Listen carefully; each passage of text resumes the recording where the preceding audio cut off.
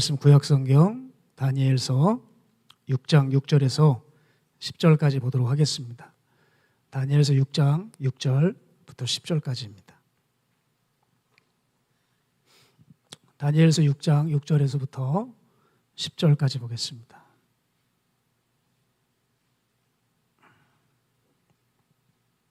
다 찾으신 줄로 알고 우리 함께 합독하도록 하겠습니다. 시작. 이에 총리들과 고관들이 모여 왕에게 나아가서 그에게 말하되 다리오 왕이여 만수무강하옵소서. 나라의 모든 총리와 지사와 총독과 법관과 관원이 의논하고 왕에게 한 법률을 세우며 한 금령을 정하실 것을 구하나이다. 왕이여 그것은 곧 이제부터 30일 동안에 누구든지 왕 외에 어떤 신에게나 사람에게 무엇을 구하면 사자굴에 던져 넣기로 한 것이니이다. 그런즉 왕이여 원하건대 금령을 세우시고 그 조서에 왕의 도장을 찍어 메대와 바사에 고치지 아니하는 규례를 따라 그것을 다시 고치지 못하게 하옵소서 하매 이에 다리오 왕이 조서에 왕의 도장을 찍어 금령을 내니라. 다니엘이 이 조서에 왕의 도장이 찍힌 것을 알고도 자기 집에 돌아가서는 윗방에 올라가 예루살렘을 향한 창문을 열고 전에 하던 대로 하루 3번씩 무릎을 꿇고 기도하며 그의 하나님께 감사하였더라. 아멘. 아멘. 할렐루야. 목요 저녁 예배에 참여하시는 모든 분들에게 하나님의 큰 위로와 능력이 부어지길 소망합니다. 지금 제가 목이 좀 좋지 않습니다. 이제 얼마 있으면 성대 수술을 좀 앞두고 있어서 그러나 순종하는 마음으로 제가 이 자리에 섰습니다. 목소리가 좀 안 좋더라도 성령께서 함께하여 줄 줄 믿고 이 고장난 스피커를 보지 마시고 주님 응시하시는 시간 되기를 소망합니다. 제가 이번 주 교회 근처 한 며칠 됐군요. 며칠 전에 교회 근처에 있는 식당에 가서 식사를 하고 있는데 그 식당에 TV가 켜 있어서 그 자연스럽게 이렇게 뉴스를 듣게 되었습니다. 근데 연이어서 그렇게 두 사람의 죽음 이야기가 보도가 되더라고요. 그 한 사람은 여러분 잘 아시다시피 지금 구설수와 의혹 가운데 불명예스럽게 스스로 목숨을 끊은 한 정치인의 죽음과 관련된 이야기고, 또 한 인물은 우리나라 첫 육군 대장이셨고 6.25 전쟁 영웅이었던 그 백선엽 장군에 대한 죽음 이야기였습니다. 그렇게 백세 일기로 이렇게 영면에 들어가시는 모습을 그렇게 뉴스에서 보았는데 참 감격스러운 그러한 죽음 소식이었어요. 이분은 어떤 분이었냐면 이제 북한이 기세를 잡고 남한으로 막 밀고 내려올 때에 이제 남한 영토를 다 빼앗기게 생긴 겁니다. 그래서 미군들도 이제는 안 된다, 후퇴하자 할 그때에 나는 후퇴할 수 없다 하면서 병사들을 이끌고 그렇게 전진을 했어요. 그로 인해 낙동강 전선을 지켜낼 수 있었고 그 전투는 승리를 이끌었고 대한민국을 승리로 이끌었던 그 한 장군의 일대기를 소개하는데 그렇게 가슴이 뜨겁더라고요. 그런데 놀랍게도 역대 주한미군 사령관들은 다 그분을 존경한다고 했습니다.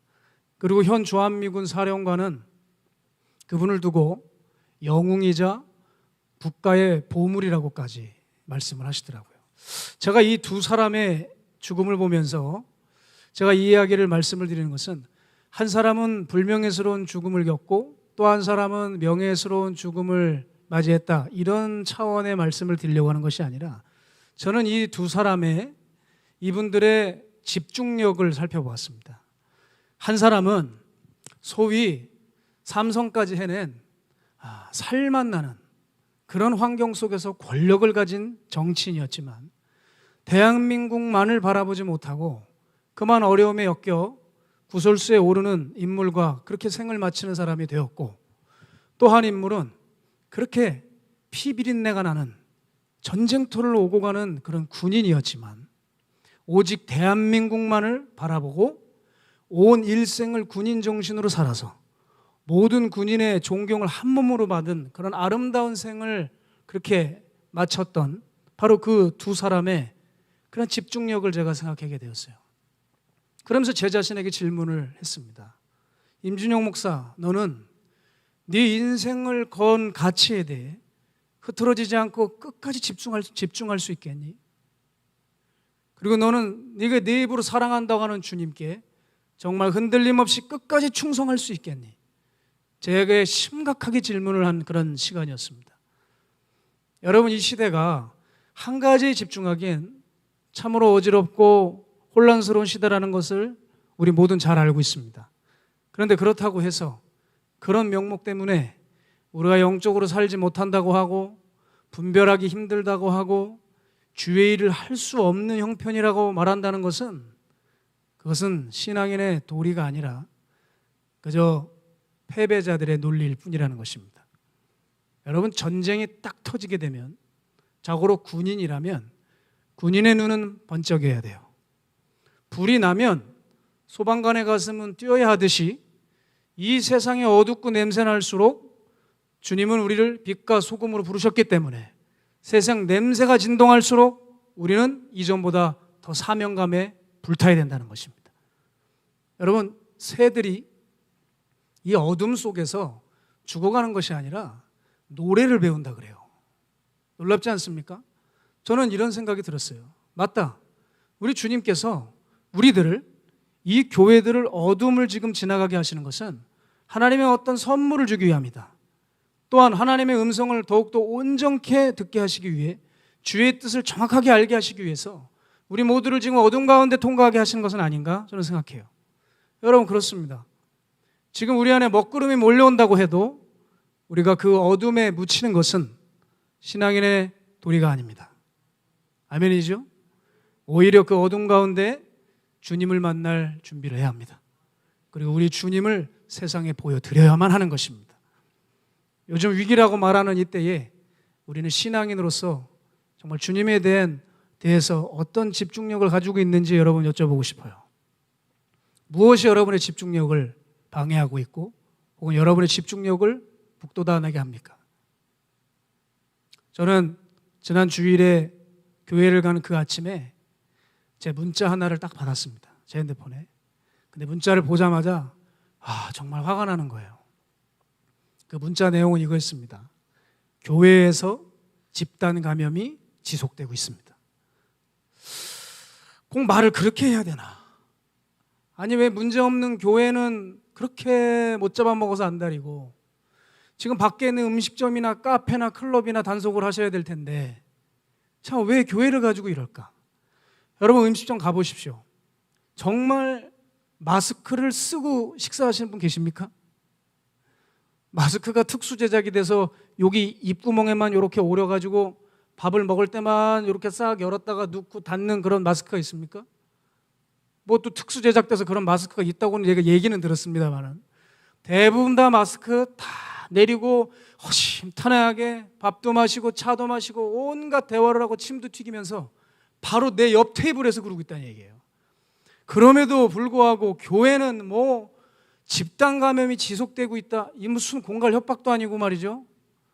공예배 외에 모든 모임을 하거나 식사를 하게 되면 그걸 어기면 뭐 300만 원을 내게 하겠다나, 혹여나 그런 일이 발생했을 때 그 교인들 대표로 교회가 그 300만 원을 때려 맞는 게 아니라 거기에 참여한 교인들 한 명 한 명에게 다 벌금을 부과하겠다는 거예요. 이게 도대체 말이나 되는 이야기인가? 여러분, 이런 것들 때문에 혹시 주님 앞에 나아가는데 집중이 흐려집니까?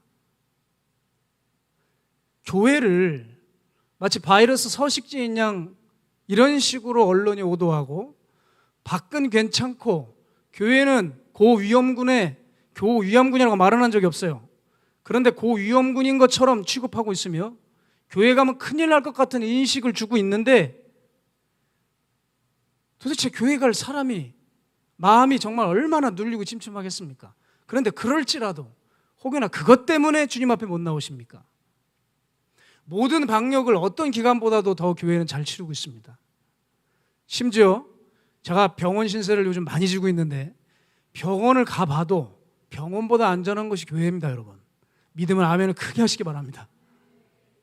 모든 방역을 갖췄으니 교회에 오라고 목회자들이 그렇게 하나님의 집에 오라고 외쳐도 그 말은 믿지를 못하고 우리와 관계도 없는 저 세상의 중대본 관계자들의 그러한 어떤 기사 하나, 그런 발언 하나 들으면 마음이 녹아서 교회 가는데 막 주저하고 마음이 혼란스럽고 불안하시고 의심에 가득 차 계십니까? 그런 문자 하나 핸드폰에서 요란하게 삐 하고 울리면은 예배에 대한 마음이 흔들리십니까? 여러분, 기독교 역사상 성도라고 하는 사람들은 이런 일들로 주님과 예배를 갈아치운 적이 없습니다. 이런 일들로 주님께 드렸던 충성과 헌신이 꺾이고 거두는 일은 단 한 차례도 없었습니다. 여러분, 성경을 잘 기억하십시오. 10명의 정탐꾼들과 그를 따르는 자들이 왜 광야에서 다 멸망했는지를 주님이 기억하라고 말씀하셨어요.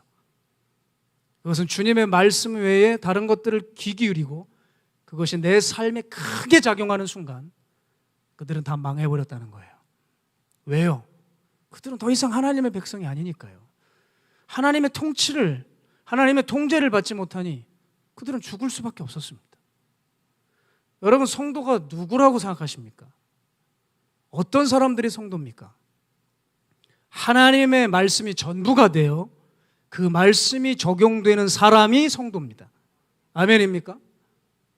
하나님의 말씀에 영향을 받는 사람이 성도예요.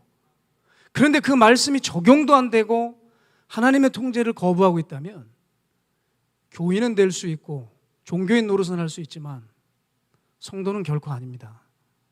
왜냐하면 그들에겐 믿음이 존재하고 있지 않으니까요. 여러분, 믿음이 뭐라고 생각하세요? 믿음이 뭡니까? 훤히 보여지는 영역에 견적내고 나아가는 것이 믿음입니까? 성경은 그렇게 얘기한 적이 없습니다. 보이지 않는 세계를, 바랄 수 없는 세계를 말씀 하나 붙들고 의심 없이 나아갈 수 있는 것이 믿음이라고 성경은 말해요. 우리의 신앙의 선배들, 지금보다 더 위기면 위기였을 때 말씀이 진리이고 하나님의 말씀만이 옳다는 것을 증명하기 위해서 그렇게 그들의 삶을 녹여냈고 그 어두운 시대를 통과하며 우리에게 귀한 신앙유산을 물려줬던 것을 여러분 잊으시면 안 된다는 것이죠. 그래서 우리는 지금이라도 이런 외부 환경에 우리의 영적 집중력을 방해받아서는 안 될 것입니다. 주님을 향한 충성이 꺾여서는 안 될 것입니다. 주님의 뜻이 온데간데 사라지는 일이 없어야 될 것입니다. 다니엘을 보십시오. 포로로 끌려왔어요, 여러분. 지금 다니엘보다 정말 영적 생활하기에 힘든 분들 여기 계십니까?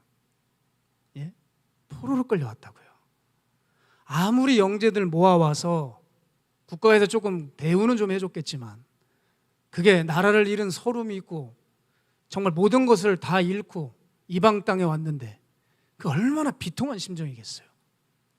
내 고향이라고 한다면 예루살렘이라면 실컷 주의 이름 부르고 마음껏 예배하며 신앙의 색깔을 드러낼 수 있지요. 그런데 먼 이방 땅, 낯설고 두려운 환경 속에서 주님의 이름 한번 제대로 부를 수나 있었겠습니까? 신앙의 색깔을 드러낼 수 있었겠어요? 그런데 드러냈던 한 사람이 있다고 성경은 지금 주목하고 있는 거예요. 그게 누구죠? 다니엘이에요. 다니엘은 상황과 환경에 절대 기죽지를 않았어요. 그의 포로 생활 시작부터 고향에서 하던 그대로 자기가 뭘 해야 할지 정확하게 알고 있었고, 아는 것에 끝나는 것은 믿음이 아니죠. 맞죠? 그 아는 것을 그대로 시행에 옮겼다는 것이죠.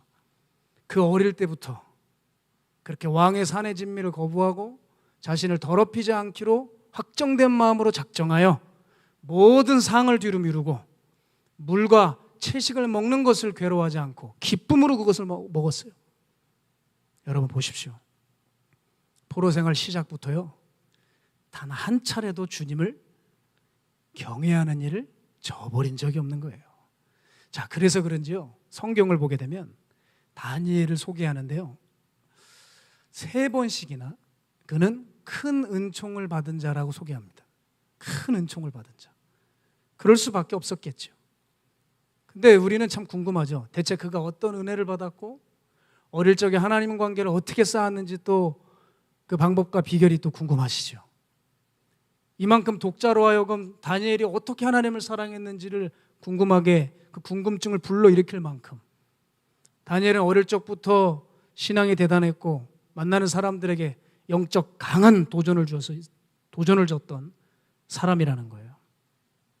그런데 여러분, 사람이 아무리 은사를 세게 받고 은총과 은혜가 흘러넘쳤다 해도 세월이 지나고 세월이 흘러가면 나이가 주름이 생겨가고 이마에 찬바람 지나가고 여러 가지 어려움 겪다 보면 참 영적 생활을 잘 유지하는 것이 참 쉽지 않고 녹록지 않을 때가 좀 있습니다. 그렇지 않습니까? 여기 청년들은 아니에요, 아직. 지금 이제 갓 20살 넘으신 것 같은데.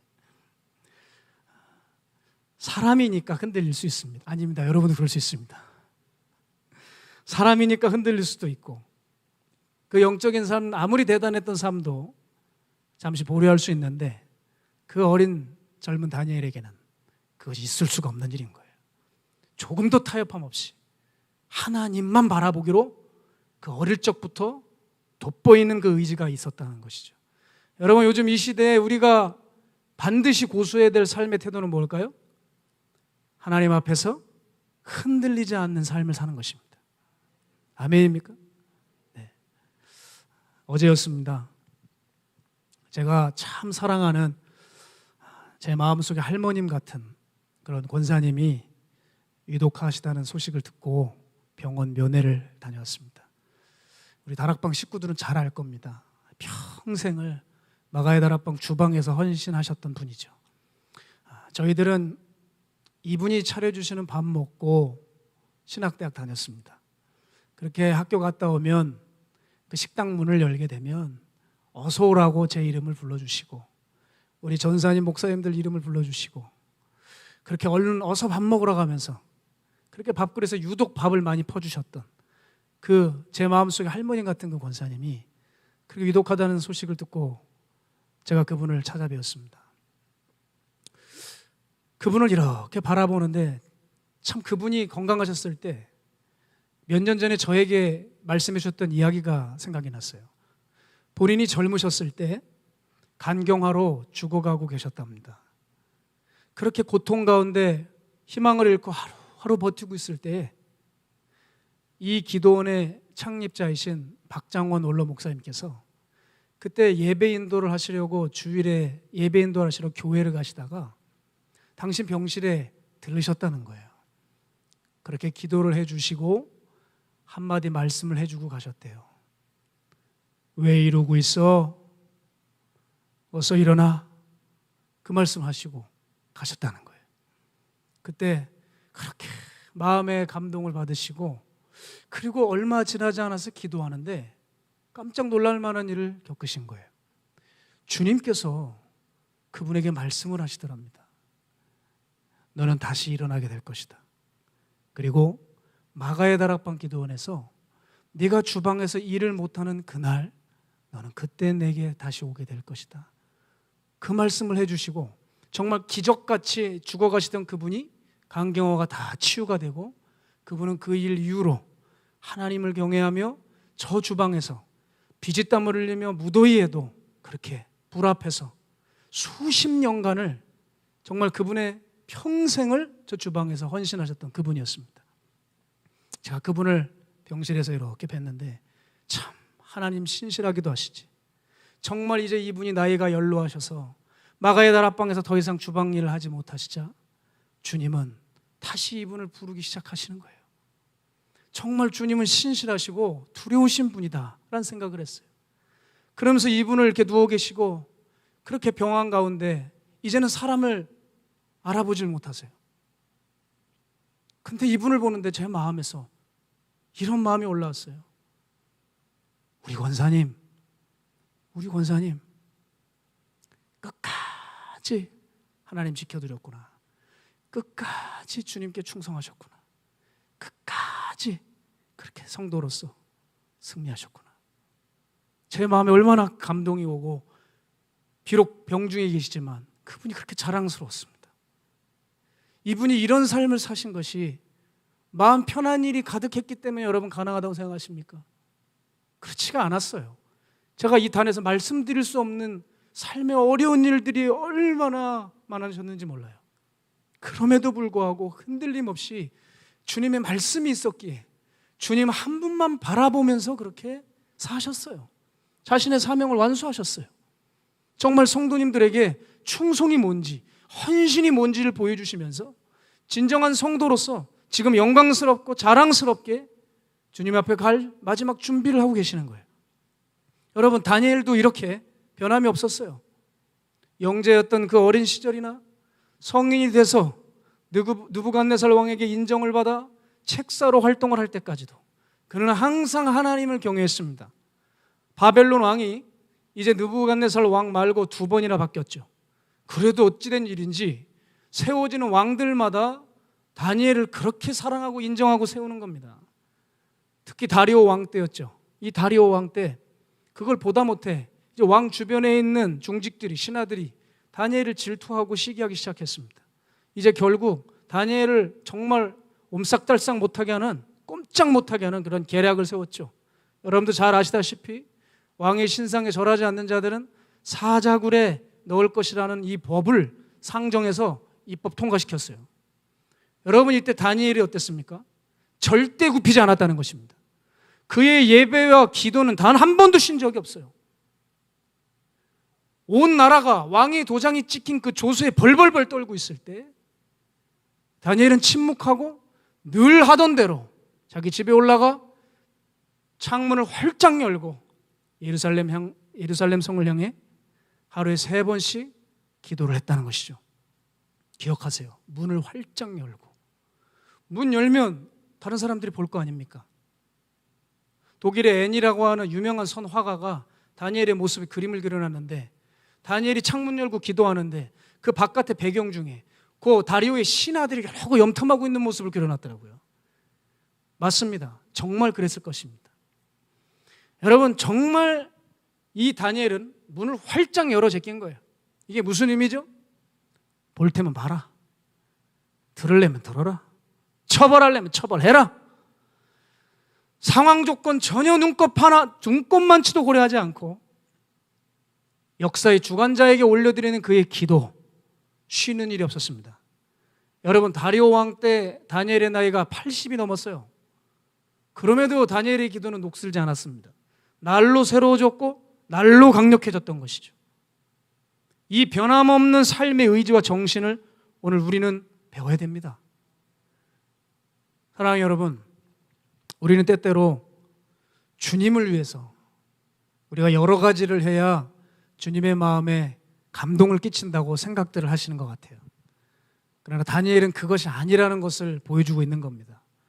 성경에 나오는 다니엘의 모습은요, 막 열정이 넘쳐서 막 이리저리 뛰어다니는 마치 베드로 같은 인물이 아니었습니다. 다니엘은 지극히 정적이고 그러고 뭔가 정확하게 일을 볼 수 있는 사람이었습니다. 하지만 그는 아주 민첩했고 그의 일과 가운데 절제가 있는 사람이었어요. 한마디로 말하면 그는 조용하게 그리고 정확하게 움직였던 사람이죠. 타협 하나 없이 마음의 중심으로 하나님을 경외하며 기도했던 사람이에요. 하나님은 바로 이 다니엘의 기도를 너무나도 잊지 못하시는 거예요. 여러분도 잘 아시다시피 그의 기도가 노출이 되어서 그가 이제 군병에게 붙들려 사자굴에 던져졌지만 어떻게 되었습니까?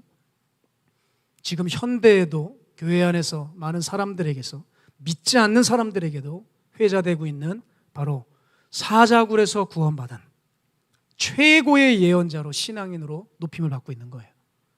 여러분, 제가 무슨 말씀 드리고 싶냐면 우린 이렇게 하나님의 마음을 얻어내야 됩니다.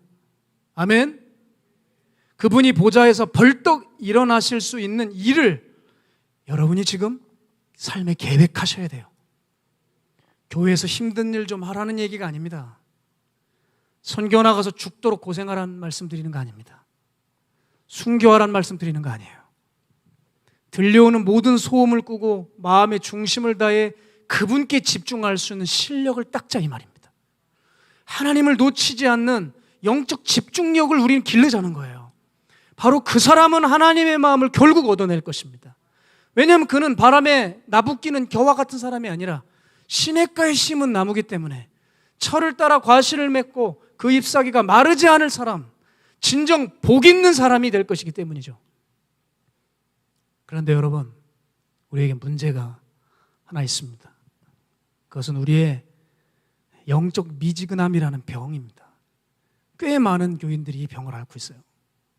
그리고 그 병을 지금 앓고 계시다면 여러분, 그 병은 지금 코로나 때문에 생긴 게 아니라는 것을 분명히 하셔야 됩니다. 우리는 그거 항상 알아왔을 수도 있습니다. 이상하죠? 주의 일을 할 때면, 정말 주님 마음 안에 있는 일을 할 때면 그게 작동해서 자꾸 나른해지고 무기력해져서 이건 이렇고 저건 저렇고 분명한 명분과 합리화를 동원하면서 그만 그 자기 삶의 자리에 그냥 주저앉아 있는 거예요. 여러분, 왜 우리는 영적으로 자꾸 이렇게 미지근해질까요? 제가 두 가지로 살펴보고 싶습니다. 자, 가만히 생각해 보세요. 사람들 마음의 중심에 그분의 혜택만, 주님의 혜택만 바라보기 때문입니다. 사람들이 신앙을 통해서 그리스도 실현이 아니라 자꾸 자아 실현을 위해서 예수를 믿기로 결정을 했어요. 여전히 나의 가려운 곳을 긁어줘야 되고 내 빈 곳을 채워주고 불리는 일에는 관심이 지대해요. 특히 요즘처럼 전염병이 창궐하는 시대는 또 그렇게 주님으로부터 뭔가 그 주님의 호주머니부터 내 필요가 채워지지 않으니 시국 탓하고 때 탓하면서 그렇게 주님을 찾지도 못하고 부르지도 못하고 그냥 덜컥 세상과 한몸 되어서 살아가 버리는 거예요. 여러분, 교회 안에 이때 더욱더 저는 일명 철새 교인들이라는 분들이 더 많이 드나들 것이라고 생각합니다. 왜냐? 이런 신앙의 철마다 시즌마다 어려움이 찾아올 때 주님으로부터 뭔가 응답이 안 오고 막 마음이 부대끼거든요. 그런데 내가 원하는 것과 주님이 원하시는 것이 다르다는 것이 강단에서 자꾸 선포가 되어지면 쉽게 교인을 옮길 수가 있는 거예요. 절대 그 사람들은 그분의 마음이 아니라 그분의 혜택만을 계속 바라고 있기 때문입니다. 또한 사람들이 영적으로 미지근해지는 것은 주님 말고 여러 가지를 믿고 있다는 증거예요. 그러나 여러분, 그것이 믿음입니까? 주님께서 마태복음 6장 24절에 말씀하셨습니다. 우리 함께 읽을까요? 시작. 한 사람이 두 주인을 섬기지 못할 것이니 이를 미워하고 저를 사랑하거나 혹 이를 중히 여기고 저를 경히 여김이라. 너희가 하나님과 재물을 겸하여 섬기지 못하느니라. 여러분, 주님께서는 믿음이라는 것은 한 주인에게만 해당된다고 말씀하셨어요. 두 주인을 섬길 수 없다고 말씀하십니다. 섬기는 주인 말고 다른 주인이 자꾸 여러분에게 와서 속삭일 때 그러해도 믿음이란 절대 나누어지지 못합니다. 믿음은 결코 속아 넘어가지 못합니다. 뭔가 좀 헷갈려져서 섬기고 있는 주인에게 가서 질문조차 하지도 않는 것이 믿음입니다. 제가 이 부분을 왜 이렇게 확신 있게 말씀드릴 수 있냐면 제가 그걸 경험해서 그래요. 제가 처음에 마가의 다락방 기도원 이제 입문해서 박보영 목사님 뵙고 훈련받을 그 초창기 시절에 목사님 저에게 여러 말씀하셨습니다. 뭔가 그리고 지시를 하셨어요. 근데 저요, 진짜 부끄러운 고백이지만 제가 목사님께 너무 말이 많았어요. 질문도 많고요, 대꾸도 많았고 변명도 많고 뭐 이렇게 여러 이유가 많았어요. 지금 그걸 생각만 해도 너무 제가 고통스럽습니다. 답답합니다. 근데 그거 왜 그랬을까? 이유는 간단합니다. 목사님 말씀보다 제 안에 믿고 신뢰하고 의지하는 것이 많은 거예요. 그렇기 때문에 내가 목사님 말씀보다 믿고 의지하고 바라보는 것이 많았다는 거예요. 그러나 시간이 흘러서 지금 제 멘토께서 뭔가 말씀하시면 뭐 제 자랑이 아니라 정말 묻지 않고 변명하지 않고 무조건 하려고 애를 씁니다. 왜 그럴까요? 그 시간 동안 제 안에 제가 의지하고 있던 그것들이 다 허물어졌다는 것, 바로 그 증거 아니겠습니까? 여러분, 그렇습니다. 우리가 한 대상을 정말 믿고 신뢰하면 그 여러 가지가 우리 안에서 역사할 수 없는 것입니다. 그 한 믿는 그 주인을 중심으로 해서 모든 것들이 다 정리되어 버리는 거예요. 그래서 결국 다른 것에 흔들릴 수가 없는 겁니다. 여러분, 다니엘이 왕의 도장이 찍혀있는 그 사자굴에 집어넣겠다는 그 새로 발의된 그 입법 통지서를 봤을 때 다니엘이 하나님께 질문하고 묻고 헷갈려 했습니까? 그렇지 않았다는 거예요. 오히려 창문을 활짝 열어 제치고 하던 대로 3번 하루에 기도했습니다. 여러분, 말이 3번 기도한 거지 다니엘이 3번만 기도했겠습니까? 성경에 나오는 그 숫자들은요, 상징적인 의미를 부여할 때가 많죠. 아침, 점심, 저녁만 따로 시간을 떼서 다니엘이 기도했다는 게 아니라 하루에 3번씩 기도했다는 것은 아침, 점심, 저녁 이 하루의 모든 시간을 기도로 장악했다는 뜻이에요. 바로 이게 믿음입니다, 여러분. 여러 가지가 보이지 않기 때문에, 어떤 주님에 대해서 혜택을 요구하지 않기 때문에, 오직 주님만을 원했기 때문에 그렇게 기도할 수 있게 되었다는 거예요. 자기를 죽이겠다고 달려들어도 기도하는데 전혀 지장받지 않았습니다. 기도에 집중하는데 무리가 없었어요. 여러분, 요즘 갑자기 예기치 않은 이 전염병 시대로 우리가 진입하면서 지금 많은 말들이 오고 가고 있어요. 교회가 이제 부흥의 때가 끝났다. 교인들이 떠나가고 있다. 전도가 안 되고 있다. 저는 질문을 하고 싶더라고요. 지금 이런 증상들이 꼭 코로나가 터져서 코로나 때문일까요? 저는 때가 돼서, 이미 벌어질 일인데 때가 돼서 이렇게 된 것일 수도 있습니다. 코로나 때문에 이렇게 교회들이 허물어지는 게 아니고요, 우리가 아직도 주님을 찾지 않고 주님에 갈급하지 않기 때문이라는 거예요. 그러나 우리가 다시 주님께 절박한 모습을 보여주고 우리의 삶의 문을 활짝 열어서 세상 앞에 우리의 거룩을 노출시키면 사람들 다시 주님 앞에 다시 나올 수 있어요. 아멘입니까? 교회의 영혼들 찾아올 수 있어요.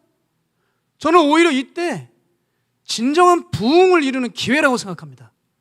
왜 이렇게 자신 있게 얘기하냐고요? 진정한 부흥은 척박한 때 일어날 때 부흥이잖아요. 지금 사람들이 말씀하시다시피 지금 사람들 떠나는 때잖아요. 예수님 믿기 힘든 때지 않습니까? 전도하기 어려운 때라면서요. 바로 이때 사람들이 주님께 목말라서 달려온다면, 여러분, 이때 진정한 부흥이 아니고야 뭐겠습니까? 여러분, 부흥이 왜 가능하냐면 이 땅에 전염병이 도착해서 여러 가지 것들을 앗아갔어요. 그러나 그것이 하나님의 임재도 걷어갔습니까? 그러지 못했다는 거예요. 주님의 말씀도 오염시켰습니까? 그러지 않는다는 것이죠. 아니죠. 그래서 부흥은 이 땅에 다시 올 수 있다는 거예요. 여러분, 교회에 하나님의 임재만 있게 해보십시오. 예배에 하나님의 임재만 있어 보세요. 사람들 알아서 몰려 들어옵니다. 알아서. 왜냐하면 그 교회 가면 하나님이 계신다는데, 하나님의 말씀이 들린다는데, 하나님의 말씀이 들리고 하나님을 만날 수 있다는데 거기 안 가는 사람이 어디 있겠어요? 또한 여러분의 삶을 하나님의 임재 가운데 한번 젖어가 보세요. 주변에 사람들이 꼬일 것입니다. 전도가 될 것입니다. 여러분, 진정한 문제는 우리가 여전히 이 어려움 속에서도 여전히 회개하지 않고 마음에 돌이킴이 없이 그저 이 코로나도 적당히 익숙해지고 길들여져서 우리가 하나님 원하지 않고 갈급하지 않은 것이 문제라는 거예요. 여러분, 우린 지금 도대체 무엇에 집중하고 있습니까? 이 온라인 예배를 드리고 계시지만 정말 예배에 집중하고 계십니까? 여러분, 이것에 따라, 주님에 대한 우리의 영적 집중력에 따라 앞으로 우리 교회, 우리의 삶의 운명이 결정날 것입니다. 이제 이종 바라기는 부디 코로나의 망령에서 벗어나십시오. 코로나의 망령에서 이제 좀 벗어나 마스크로 중무장하고 사는 것이 아니라 믿음으로 중무장하고 말씀으로 중무장하여 하나님의 마음을 얻을 준비를 해야 된다는 것입니다. 아멘입니까? 따라서 더 이상 환경과 조건을 따지며 신앙생활하는 철새 같은 행동 금지해야 됩니다. 시마다 때마다 영적으로 미지근해져서 여러 핑계를 대는 행위, 이 영적 미지근함이란 이 난치병에 걸려 있어서는 안 돼요. 이 상태로 주님과 교회를 섬긴들 하나님의 마음을 얻는 것이 아니라 하나님의 심기를 건두고 말 것입니다. 여러분, 우리는 무엇 때문에 미지근해졌는지, 무기력해졌는지, 주저앉았는지, 그게 결코 그 진원지가 코로나가 아니라는 것을 기억하셔야 돼요. 바라기는 오늘 주의 성령께서 우리 가운데 함께해 주셔서 성령님이 우리 안에 들어오셔서 헛된 주인들을 다 내몰아주시고 성령님께서 우리 안에 앉으셔야 될 그 자리를 회복하는 시간이 되시길 소망합니다. 오직 어떠한 견고한지도 무너뜨리는 그 하나님의 놀라운 능력이 우리 안에 모든 이론을 파하고 하나님 아는 것을 대적하여 높아진 것들을 쳐부수고 모든 생각을 사로잡아 그리스도께 복종케 하시는 역사가 오늘 이 밤 일어나기를 이종 소망합니다. 하나님을 놓치지 않는 삶, 이것이 진정한 동행이며 다니엘 선지자가 보여준 바로 그 삶입니다. 땅에서 하늘을 열 수 있는 능력, 이 놀라운 천국 열쇠를 다니엘이 이미 주님 말씀하시기 전에 행했던 것이죠. 내가 서 있는 그곳이 사자굴이라 할지라도 내가 그곳에서 주님을 부르고 기도할 때 바로 그 사자굴 그곳에서 하늘이 열리는 놀라운 능력이 지금 우리의 삶 가운데서도 다들 어렵다고 하는 이 코로나의 환경 가운데서도 일어날 줄 믿습니다. 확신합니다. 여러분, 그렇게 하나님께 집중하는 것이 정말 얼마나 중요한지 모르겠어요. 저에게도 하나님께서 이 일을 경험케 하셨어요. 정말 이 놀라운 경험이 지금도 저를 살아있게 하고 뛰게 합니다. 예전 마가의 다락방에서 찬양 인도할 때 성대가 닫히기 전에도 물론 찬양 인도를 했지만 그 전도사 시절에 그 마가의 다락방 기도원은 지금처럼 그렇게 유명해지고 커지지 않았고 또한 그렇게 찬양 인도자가 지금처럼 많지 않았습니다. 지금은 참 교육자에 대한 복지가 참 좋은데요. 예전엔 그렇지 않았어요. 찬양 인도자가 없어서 어떤 때는 제가 일주일 내내 찬양 인도를 한 적도 있습니다. 바로 그때였어요. 평일날도 계속하고 목요일에도 찬양 인도를 하고 그 금요일 오전도 저에게 배정이 된 때였죠. 정말 그날 아침에 금요일 오전에 일어나는데 몸이 안 일어나지더라고요. 너무 힘들어요. 그때 제가 그렇게 바닥에서 뒹굴면서 마음에 한 가지 소원이 있었어요. 그게 뭐냐면 지금 여기 있는 숙소가 아직도 있습니다. 그 방 안에는 신기하게 화장실이 있어요. 조그만 화장실이 같이 그 안에 있습니다. 그 화장실 문은 어찌된 문이 자꾸 지가 혼자 열려요. 자고 일어나는데 이미 열려 있었어요. 그 방을 그 화장실을 이렇게 들여다보는데 그 수도꼭지가 물이 똑똑 떨어지는데 따뜻한 물이 한 번만 나왔으면 좋겠는 거예요.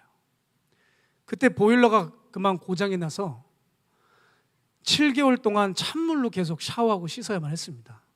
여러분, 일반 아파트 찬물은 그렇게 차지 않는데 이 산의 물은 산물은 굉장히 차요. 여름까지는 버틸 수 있었습니다. 가을이 오는데 그 찬물로 샤워하는데 진짜 공중공중 뛰어야 돼요. 그 가을 중반의 일이었죠. 그 수도꼭지에서 물이 톡톡 떨어지는데 따뜻한 물로 한 번만 좀 씻고 나갔으면 좋겠는 거예요. 그런 몸이 확 풀리겠는 거예요. 그런데 그게 불가능하잖아요. 그래서 얼른 몸을 일으켜서 제가 이제 화장실로 들어가 쪼그려 앉아서 이제 숨을 고르는 거예요. 그래서 이를 악물고 수도를 확 틀고 머리를 확 집어넣습니다. 여러분, 근데 정말 깜짝 놀랐어요. 뜨거운 물이 나오는 거예요. 제가 이게 무슨 일인가 해가지고 바로 밖을 얼른 씻고 나갔습니다. 그때 옆에 아주 키 큰 여자 집사님이 살고 계셨어요. 집사님, 보일러 고쳤죠? 전사님, 무슨 보일러를 고쳐요? 지금 머리 떡져 있는데. 나 지금 커피포트에 물 받고 있어요. 그거 끓여가지고 지금 머리 감으려고. 또 옆에 사는 교육자한테 갔어요. 뜨거운 물 나오죠? 안 나온다는 거예요. 나 지금 못 씻고 있다는 거예요. 뭔 일인가? 옆에 계시는 사찰 집사님 댁으로 갔어요. 집사님, 보일러 고쳤어요? 그거 보일러 못 고쳐. 완전히 눌러붙어가지고 통째로 다 갈아야 돼. 이게 도대체 무슨 일인가? 저는 뜨거운 물을 꽤 오랫동안 다 씻었거든요. 그래서 방에 털썩 앉아서 주님, 이게 무슨 일이에요? 하면서 기도를 드렸어요. 제가 그때 정말 들리지도 않던 주님의 음성이 제 마음에 들렸습니다. 제가 그걸 아직도 잊지 못해요. 뭐라고 말씀하셨냐면, 네가 진정으로 나를 붙들면 내가 너에게 어떻게 하는지 보여줄게. 네가 진정으로 나를 붙들면 내가 너에게 어떻게 하는지 보여줄게. 제가 이 문장을 세월이 흘러도 정확하게 기억하고 있습니다. 저는 정말 그때 이후로 제 삶이 바뀌어졌어요. 하나님은 그 이후에도 이게 우연인지 뭔지 모를 정도로 일들을 열어주시고 이 종을 여기까지 오게 해주셨습니다. 제가 지금도 그때를 떠올리며 제가 잘못 가는 것 같고 변질될 것 같으면 항상 저를 그 메시지로 훈계를 해요. 난 어떤 일이 있어도 하나님 편에 있을 거야. 넌 하나님 옆에만 있어. 십자가만 붙들어. 그럼 주님이 알아서 하실 거야. 주님이 일하실 거야. 저는 이 부분에 대해서 확신을 하게 되었습니다. 전 이번에도 정말 참 놀라운 일을 또 한 번 경험을 했어요. 재작년이었습니다. 제가 우연히 제 목양실에서 한 신문 기사를 보았습니다. 근데 이 기사의 이 헤드라인 제목이 참 이 기독교인들에게 딱 끌리는 말이었어요. 왜냐하면 의인이라고 하는 기독교 단어가 있었어요. 뭐라고 적혀 있냐면 친구를 구한 꼬마 의인 이렇게 적혀 있는 거예요. 이게 도대체 뭐야? 해가지고 기사를 봤어요. 그 기사를 본 게 지금 생각해 보니까 우연이 아니라 거기 하나님의 뜻이었습니다. 백령도에 한 강산이라고 하는 초등학교 3학년 아이가 살았습니다. 이 아이가 초등학교 수업을 다 마치고 방과 후에 친구 3명이랑 집을 가고 있는데 그만 차량이 차도를 가지 않고 인도를 타고 올라와서 아이들에게 달려오는 거였어요. 이때 강산이가 그 차량을 보고 친구 셋을 밀고 자기가 그 차에 깔렸습니다. 폐가 눌렸고요. 그렇게 오른쪽 다리를 그만 절단하게 되었어요. 그리고 그 아이가 제가 섬기고 있는 이 교회의 바로 옆에 그 대학병원에 입원해 있다는 거예요. 정말 얼마나 놀랐는지요. 당장 달려갔습니다. 근데 그 아이는 정말 대단해요. 갔더니 아이가 밝게 웃으면서 엎드려서 핸드폰 오락하고 있더라고요. 그 어머님이 그래요. 지금 너무나도 괴로운 절망적인 상황인데 아이가 이렇게 웃고 내가 마땅히 해야 할 일을 했다 하면서 즐겁게 살고 있으니까 우리들도 더 이상 슬퍼할 수가 없더래요.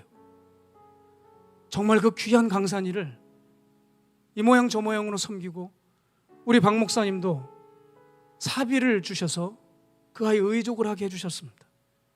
그렇게 여러 가지로 물심양면으로 그 가정을 돕고 저는 그 아이가 정말 잘 자라나기를 기도하고 있을 때였습니다. 시간이 좀 흘렀죠. 강산이가 너무 보고 싶은 거예요. 그래서 얼른 그 아버님에게 전화를 하려고 했는데 그만 제가 실수로 전화번호부를 지워버리는 바람에 강산이 아버님 전화번호까지 날아가 버렸어요. 이걸 어떻게 하나 하면서 내가 왜 지웠을까 해서 그냥 발을 동동 구르고 있을 때 때마침 생각이 나는 거예요. 강산이가 백령도에 있을 때 저에게 고맙다고 편지를 하나 보내왔는데 거기 편지 봉투에 그 아이가 사는 주소가 적혀 있어요. 이 아이에게 편지를 하면 되겠다. 얼른 그 주소에다가 편지를 하면서 제 전화번호를 적었습니다. 이 편지를 습득하시는 분이 누구든지 간에 제 이 번호로 전화를 좀 주십시오. 제가 정말 간절하게 제 펜으로 꾹꾹 눌러 쓰고 그렇게 백령도로 편지를 보냈습니다. 2주가 지나도 소식이 없어요. 제가 마음이 진짜 무너졌습니다. 틀렸다. 이거 이사 가셨구나. 이사 가셨어. 제가 그때부터 주님께 기도를 했어요. 주님, 제가 준비한 돈이 있는 거 아시죠? 이거 강산이 다 줄게요. 강산이 살려야 됩니다. 하나님 꼭 그 아이 좀 만나게 해주세요. 제가 정말 눈물로 기도했습니다. 하나님이 또 이런 기도는 얼마나 빨리 응답을 하시는지요. 정말 깜짝 놀랄 만한 일이 일어났어요. 어느 날 갑자기 카톡을 보는데 산이 아버지 하면서 이렇게 업데이트 돼서 올라온 거예요. 제가 정말 기겁을 했습니다. 왜냐하면 여러분 이 카톡을 하시는 분들은 아시겠지만 이게 뜰 수가 없는 거예요.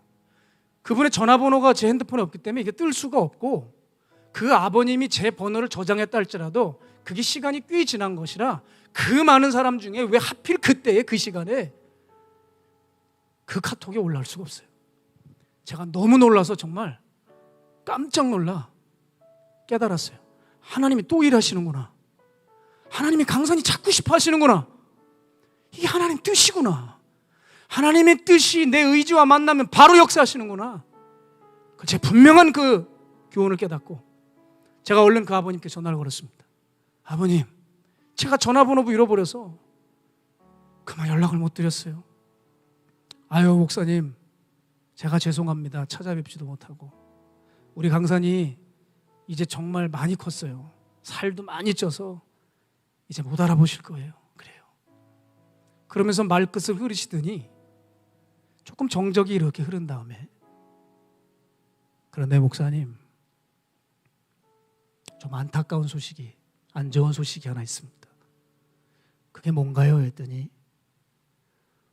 바로 작년 이맘때였습니다. 산이 엄마가 암으로 죽었습니다. 제가 정말 전화기 놓칠 뻔했습니다. 아니 어떻게 이런 일이 일어날 수 있을까? 아버님이 그래요. 아들 저렇게 됐을 때 마음 무너졌는데 사랑하는 아내마저 떠나보내니 준비하지도 못하고 그렇게 새벽에 비명 행사하셨대요. 아무 말도 못하고. 여보, 산이 아침에 학교 보내고 나 그 다음 당신에게 올게. 여보 갔다 와. 정말 아무렇지도 않게 그렇게 인사 나눴는데 그 다음날 새벽에 위독하여 세상 떠났다는 거예요. 목사님, 저 제 삶을 다 내려놓고 싶었습니다. 다 포기하고 싶었습니다. 정말 깜짝 놀랐습니다.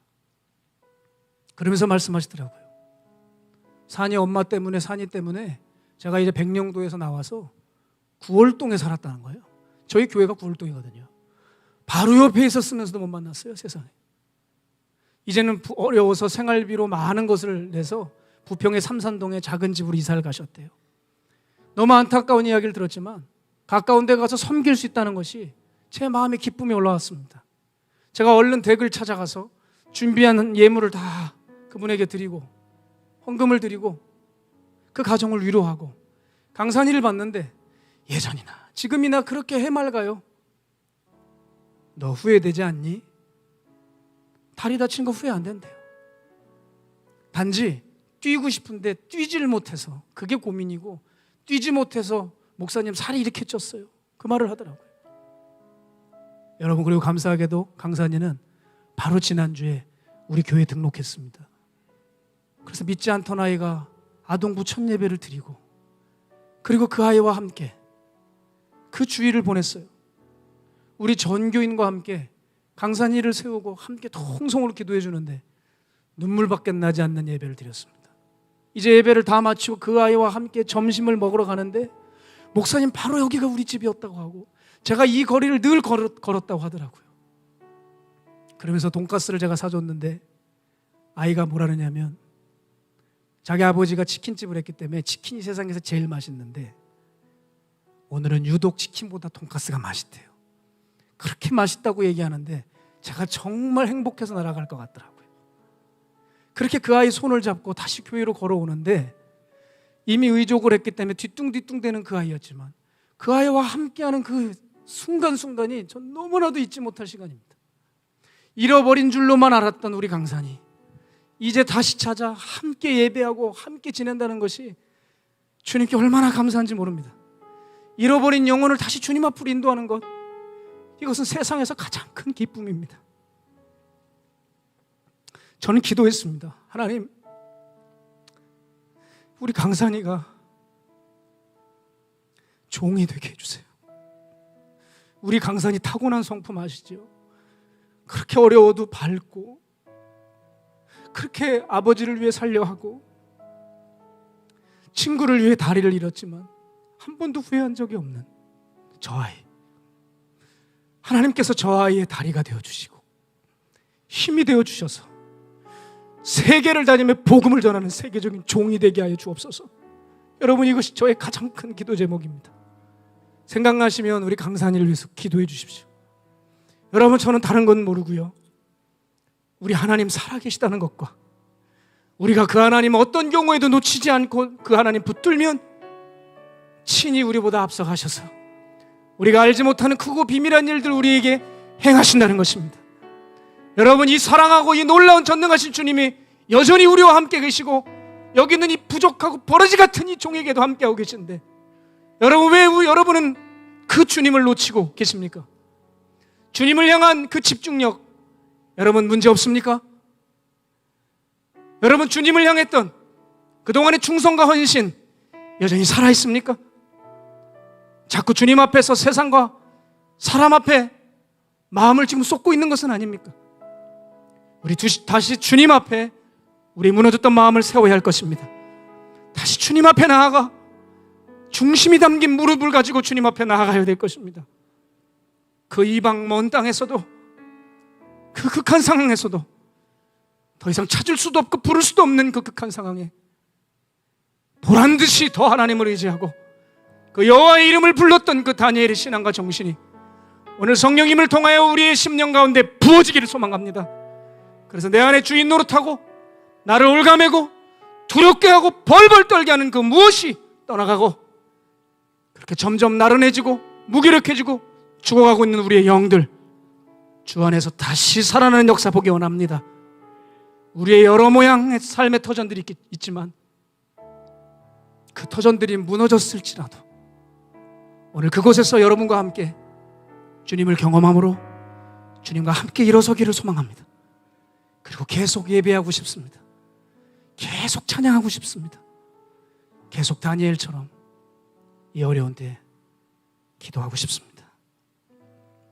우리 시간 함께 이 찬양 부르면서 준비하신 예물 봉헌하며 하나님, 나에게 잃어버렸던 이 마음을 다시 부를 듯 일어나게 하시고 하나님, 나를 통하여 주님의 뜻이 이 어두운 때에 발현될 수 있도록 주님 함께하여 주시옵소서. 오직 그렇게 주님을 바라보자고 우리 결단하며 이 찬양 주님 앞에 영광 올려드리겠습니다. 찬양합니다.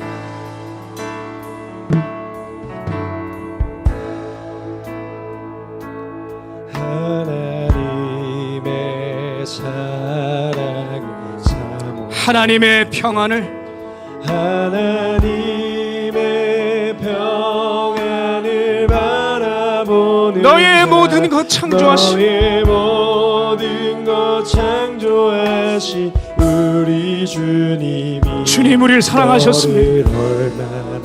잃어버린 영혼들을 돌아오게 원하십니다. 아멘, 아멘. 하나님께 찬양과 경배, 하나님의 선하심을, 하나님의 선하심을 닮아가 너의 모든 것, 너의 모든 것 창조하신 우리 주님이 너를 찬양. 우리 고백합시다.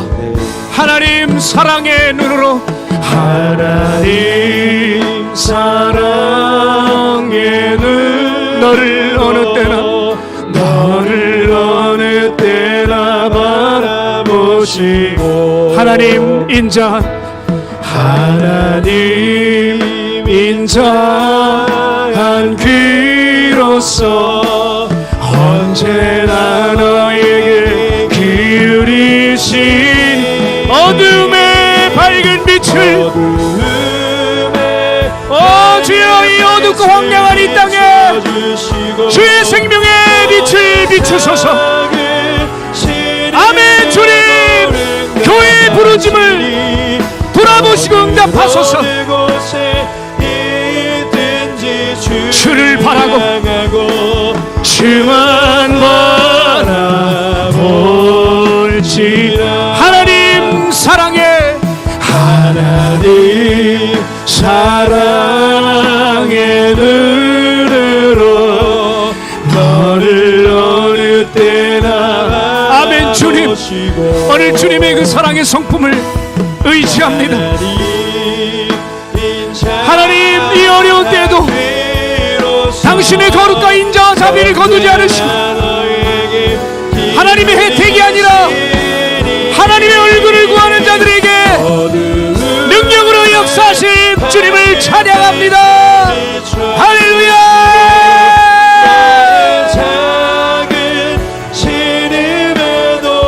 너는 어느 곳에 있든지 주님 함께 하심을 믿습니다. 오직 주님만 바라보는 능력이 있게 하여 주시옵소서. 하나님 우리의 예물도 받아주십시오. 하나님 사랑해, 하나님 사랑의 눈. 아멘, 아멘. 오늘 이 예배 함께하고 계시는 나가의 다락방을 사랑하시는 수많은 인터넷 성도님들, 그 그 삶과 가정 안에 하나님의 눈동자가 바라보게 하여 주시옵시고, 저들이 말씀 안에서 두려움과 이 고통의 잿더미에서 다시 한번 일어나는 주님의 놀라운 부흥을 보게 하여 주시옵소서. 아멘. 주님 일하실 것입니다. 주여 역사하여 주시옵소서. 너는 어느 곳에 있든지 주를 향하고 주만 바라볼지라 주만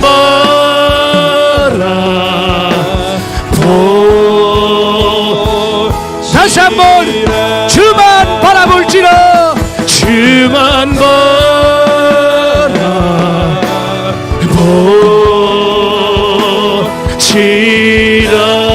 우리 이 시간 받은 말씀 기억하면서 오늘 준비해 주님, 오늘 이 예배를 주님 받아주시옵소서.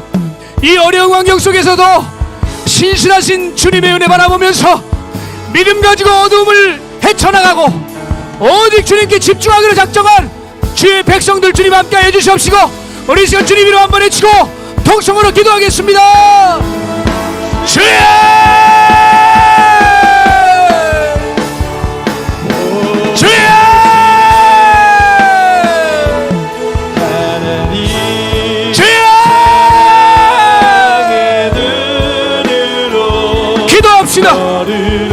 오늘 통성으로 기도하며 예배 마칩니다.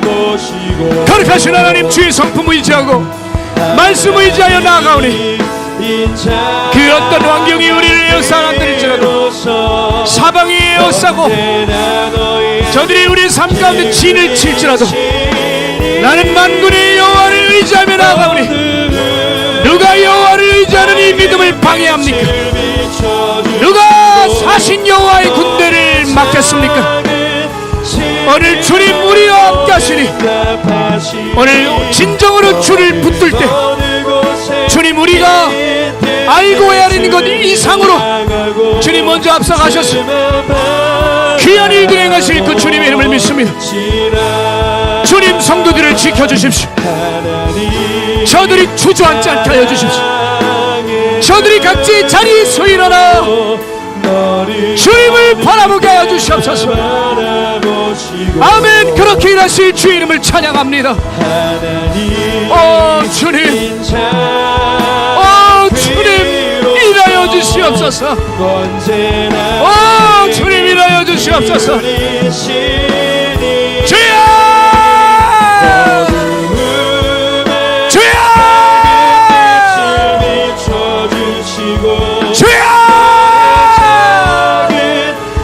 잠자는 성도들과 교회들을 깨워 일으켜 세워주사 다들 어려운 때라고는 이때의 기회로 삼아 부흥과 기회가 되는 영적 도약의 발판이 되게 하여 주시옵소서. 성령님 그리 일하사 마가의 다락방을 지켜주시고 주를 섬기는 교회를 지켜주시며 우리들의 교회와 삶 가운데 하나님의 임재를 쏟아부어 주사 오히려 이때 진정한 부흥을 이룰 수 있는 하나님 진정한 초대교회의 야성이 살아난 진정한 현대교회와 성도들 되게 하여 주시옵소서. 주님과 함께 일어나 갑시다. 주님께 기도합시다. 다시는 기도를 쉬는 죄를 짓지 않을 것입니다. 내 안에 예배를 멈추는 짓을 하지 않을 것입니다. 주님, 사망의 음침한 골짜기라도 해를 두려워하지 않을 것입니다. 죄의 막대기가 나를 야리합니다. 주 그곳에서 주의 영광 받으시옵소서. 그곳에서도 성도들이 승리로 일어나게 하여 주옵소서. 아멘. 주 예수님 일어나게 하실 것입니다. 주님 오늘 이 방도 예배 함께하는 모든 성도들에게 기름 부어주시고 주님의 임재 가운데 자유와 은혜와 능력과 축복이 부어지게 하여 주시옵소서. 아멘.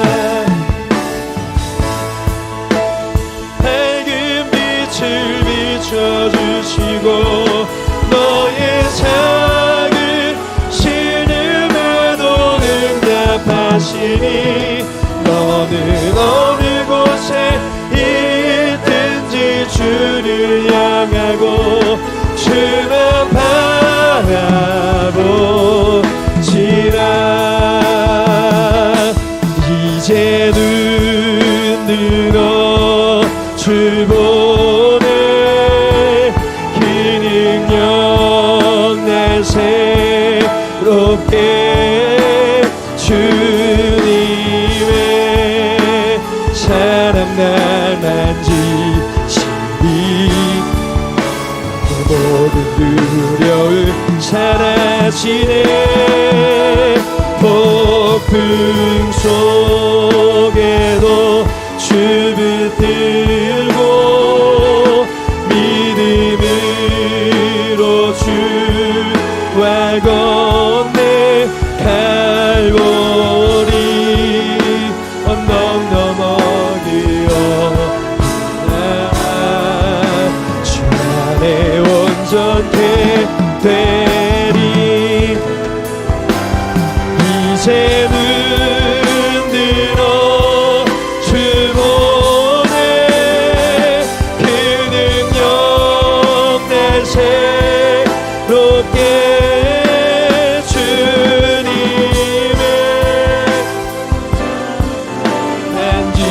만지시니 내 모든 두려움 사라지네. 폭풍 속에도 주 붙들고 믿음으로 주와 건네 갈보리 언덕 넘어 기어나 주 안에 온전케 되리. 폭풍